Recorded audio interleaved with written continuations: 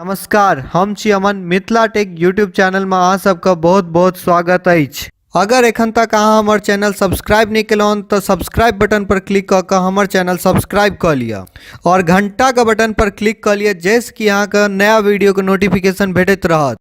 आइ हम एहि वीडियो में बात करल जा रहल छी आधार कार्ड के बारे में। आधार कार्ड के कौन कौन चीज से जोड़बाक जरूरी अछि और ओकर डेडलाइन कहिया के अछि।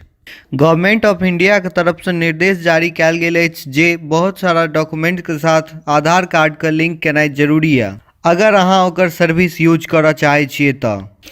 आधार कार्ड के साथ लगभग सारा डॉक्यूमेंट के जोड़े के जे आब डेट या से 31 मार्च 2018 तक के या। तखन चलू देखे छिए आधार कार्ड के कौन कौन डॉक्यूमेंट के साथ लिंक केनाइ जरूरी है। आधार पिन लिंकिंग, जे कि पहले 31 दिसंबर 2017 के छला, आब ओकरा एक्सटेंड कऽ के 31 मार्च 2018 के कऽ देल गेल यऽ।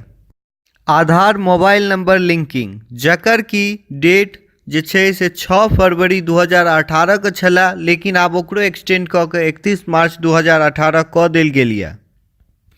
आधार बैंक अकाउंट लिंकिंग, आप जे छै से आधार कार्ड और पैन कार्ड के बिना तो बैंक में कोनो ट्रांजेक्शने नहीं होइया।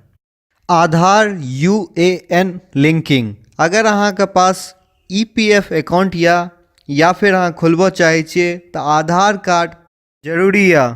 आधार इंश्योरेंस पॉलिसी लिंकिंग, आधार राशन कार्ड लिंकिंग, आप जे छै से आधार कार्ड राशन कार्ड से जोड़नाइ सेहो जरूरी भ गेल अछि ताकि अहाँ खाद्य सामग्री और ईंधन कम पैसा में खरीद सकी।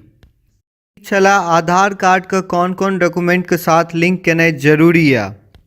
अगर अहाँ एखन तक नहीं केलहुँ हन तो 31 मार्च 2018 से पहले जरूर कर ली।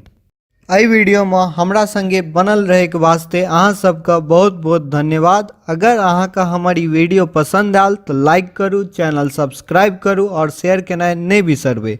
अधिक जानकारी के लेल अहाँ हमर वेबसाइट और फेसबुक पेज से सेहो जुड़ सकै छी।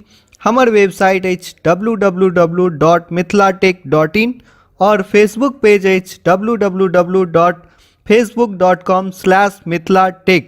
जय मिथिला, जय मैथिली।